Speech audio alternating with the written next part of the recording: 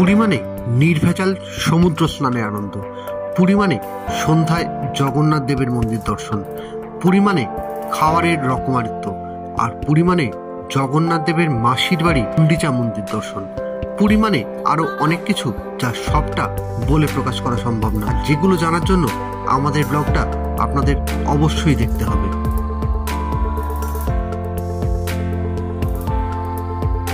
ট্রেনটা পৌঁছানোর কথা ছিল 4:30-র সময়, কিন্তু দক্ষিণ পূর্ব রেলের বদান্যতায় ট্রেন গিয়ে পৌঁছেছিল 8:45-র সময়। ফলে তড়িঘড়ি করে ট্রেন থেকে নেমে পুরী স্টেশনের বাইরে এসে একটা অটো ভাড়া করে আমরা বেরিয়ে পড়েছিলাম স্বর্গদ্বারের উদ্দেশ্যে। স্বর্গদ্বার চত্বরে একটা হোটেল নেওয়া আমাদের প্রথম টার্গেট ছিল, আর তার সঙ্গে ছিল ওই চত্বরে ব্রেকফাস্টও করা।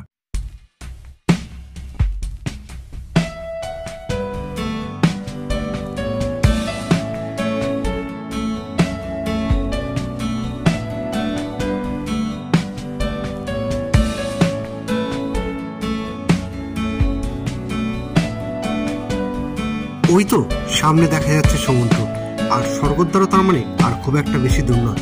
আপনাদের সঙ্গে একবারে কথা হবে হোটেলে পৌঁছে। পুরী পৌঁছে হোটেল রুম নেওয়ার পর এবার আমরা যাব ব্রেকফাস্ট করতে। দেখি ব্রেকফাস্টে কি পাওয়া যায়। প্রচণ্ড গরম, প্রচণ্ড হিউমিড, মানে ঘাম মুছতে মুছতে রুমাল ভিজে যাচ্ছে এরকম অবস্থা। পৌঁছে রুম নেওয়ার পর ব্রেকফাস্ট করতে এসেছি, এখনও সবার খাবার পৌঁছায়নি, কিন্তু দেখুন আমাদের আসল লোক কিন্তু খাওয়া শুরু করে দিয়েছে, এখনই শুরু করে দিয়েছে। একটু যে ধৈর্য ধরে ওয়েট করবে তার হাতে সেই সময় নেই। এবারে আমাদের রুমটা আপনাদেরকে দেখিয়ে দিই। পুরীতে আমাদের এই রুমটার ভাড়া পড়েছিল 2500 টাকা 6 জনের জন্য উইথ এসি, আর আমরা হোটেল জুপিটারে পুরীতে ছিলাম।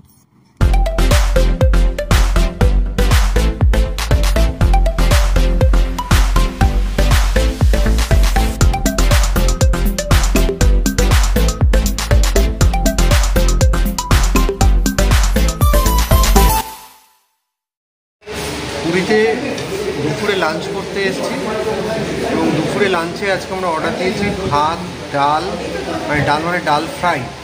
আচ্ছা, কি আর কি অর্ডার দেওয়া হয়েছে ভাই? স্পেশাল পনির মাখানি,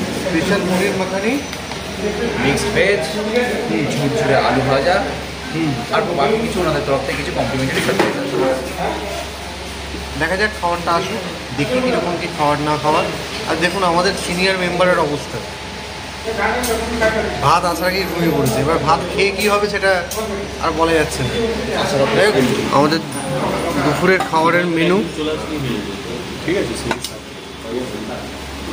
আলু ভাজা, এটা কড়াই পনির তাই তো, ওটা ডাল ফ্রাই, ভাত, মিক্স ভেজ, আচার, ওখানে কী আছে? মিক্স ভেজই আছে আর ভাত।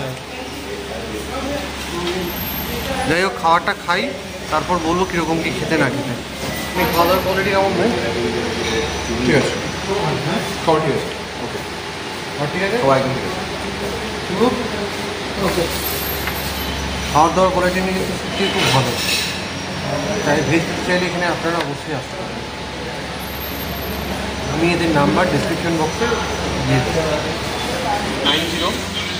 9093093411।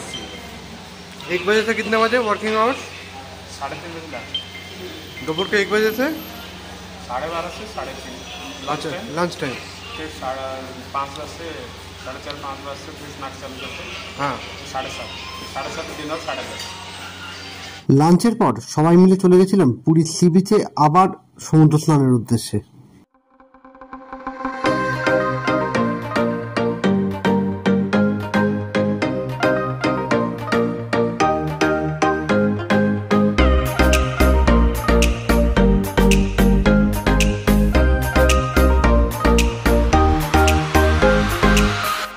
বিকেলবেলায় পুরী শহরের মধ্যে থাকা দর্শনীয় স্থানগুলো ঘোরার জন্য আমরা অটো করে বেরিয়ে পড়েছিলাম। এক্ষেত্রে আমাদের অটো ভাড়া পড়েছিল 400 টাকা।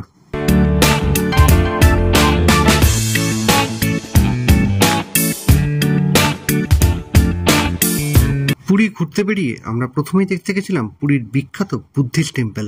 মন্দিরের সুন্দর পরিবেশটা অশান্ত মনকে শান্ত করে দেওয়ার জন্য একদম যথেষ্ট।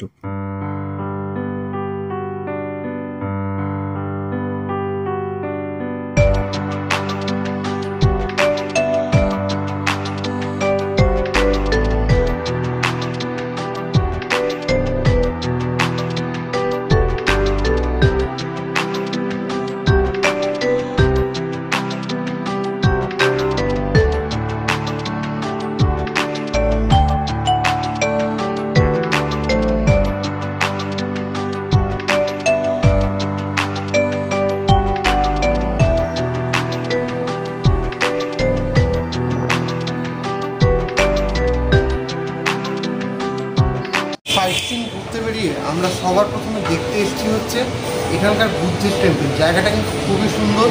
আমি প্রত্যেককে বলবো এখানে একবার আসার জন্য, কারণ মনটা খুব শান্ত হয়ে যাবে এখানে, এ বিষয়ে কোনো সন্দেহের অবকাশ থাকে। আর আশা করি জায়গাটা আপনাদের প্রত্যেকেরই খুব ভালো লেগেছে। কেমন লাগলো না লাগলো আমাদেরকে কমেন্ট বক্সে কমেন্ট করে অবশ্যই জানাবেন। আমাদের পরবর্তী গন্তব্য ছিল জগন্নাথ দেবের মাসির বাড়ি বা গুন্ডিচা মন্দির দর্শন। রথের সময় মন্দির থেকে বেরিয়ে জগন্নাথ দেব কিন্তু 7 দিনের জন্য এখানেই আসেন এবং এই সময় প্রভু জগন্নাথের জ্বর হয়, তাই তিনি এই সময় শরবত পান করে থাকেন।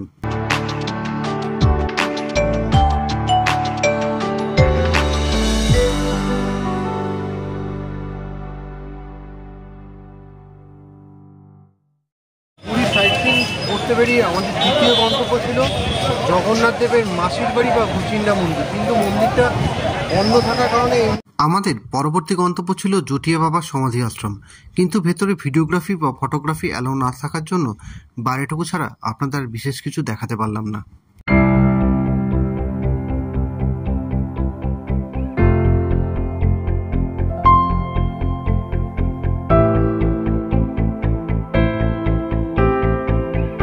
জটিয়া বাবার সমাধি আশ্রমের ঠিক বিপরীতে আছে কুলদানন্দ ব্রহ্মচারীর সমাধি আশ্রম। জায়গাটির পরিবেশ কিন্তু মনোমুগ্ধকর। চলুন একবার দেখে নিই।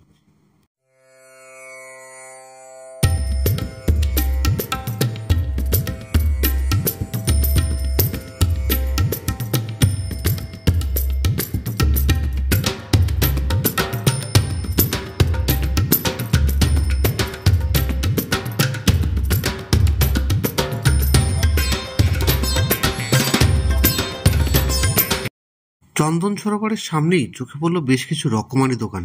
জায়গাগুলো এক ঝলক ঘুরেই নিলাম। আমাদের পরবর্তী গন্তব্য ছিল চন্দন সরোবরে। চলুন জায়গাটা দেখে নিই।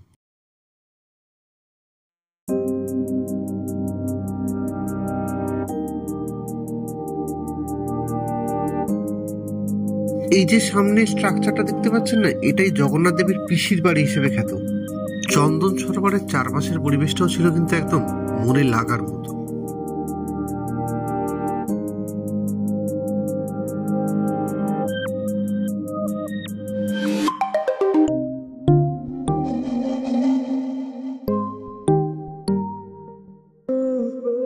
এবার আমরা এগোলাম যার জন্য পুরী আসা, সেই জগন্নাথ দেবের মন্দির দর্শনের জন্য।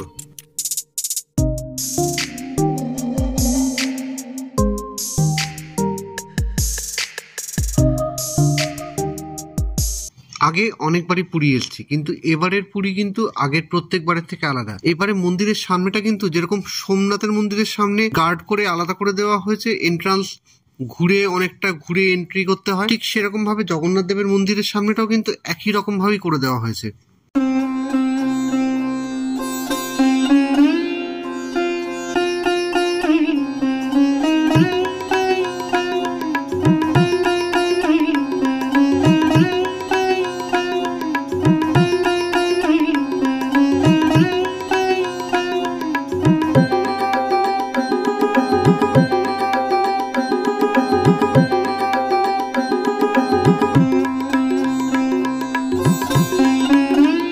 জগন্নাথ দেবের মন্দির আর ভক্ত সমাগম থাকবে না, এটা কি কখনো হতে পারে? এরকম ভক্ত সমাগম ছিল, সেটা একবার নিজের চোখেই দেখে নিন।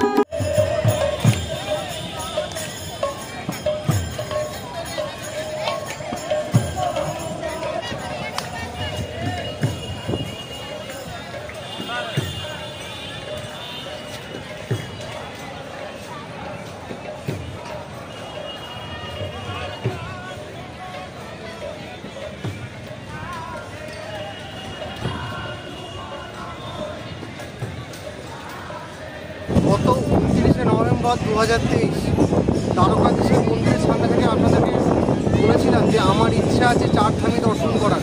আপনাদের অসীম ভালোবাসা ছাড়া কিন্তু আজকে আমি এখানে এসে পৌঁছতে পারতাম না। আজকে কিন্তু আমি জগন্নাথ ধামে এসে পৌঁছেছি, সেটা আপনাদের আশীর্বাদ, ভালোবাসা সমস্ত কিছু ছিল বলেই কিন্তু আমি আজকে, এবং জগন্নাথ দেবের অসীম কৃপা, এটাকে কোনোভাবেই অস্বীকার করার নয়। না থাকলে আজকে আমার এখানে পৌঁছানো অসম্ভব ছিল। তাই একসঙ্গে সবাই মিলে একবার বলি, জয় শ্রী জগন্নাথ দেবের জয়। এখন তো ভিতরে ভিডিওগ্রাফি অ্যালাউ নেই, তাই বাইরে থেকেই একবার আপনাদেরকে পুরো মন্দিরটা দেখিয়ে দিলাম। মন্দির দর্শন করার পর রাত্রে আমরা আবার পুরী সি বিচে চলে গেছিলাম, আর গিয়ে দেখলাম মানুষের মেলা বসেছে।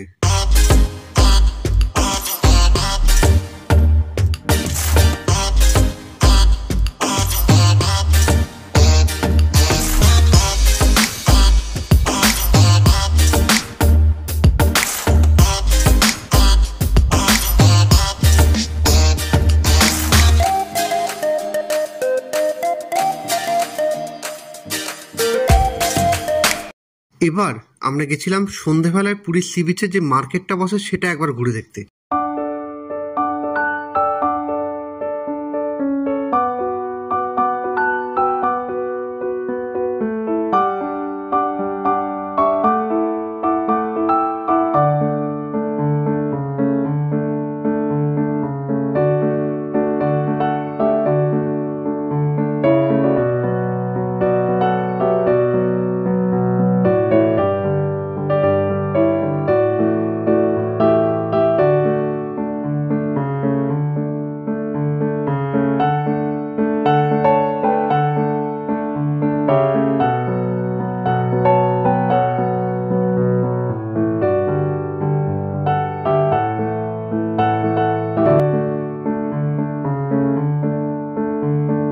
এরপর আমি আর সেবাদা গেছিলাম পুরীর বিখ্যাত সন্ধেবেলা স্ন্যাক্স কাউন্টার, মানে মাছের দোকান। যদিও সেবাদার ভাষায় এগুলো হচ্ছে পচা মাছের দোকান।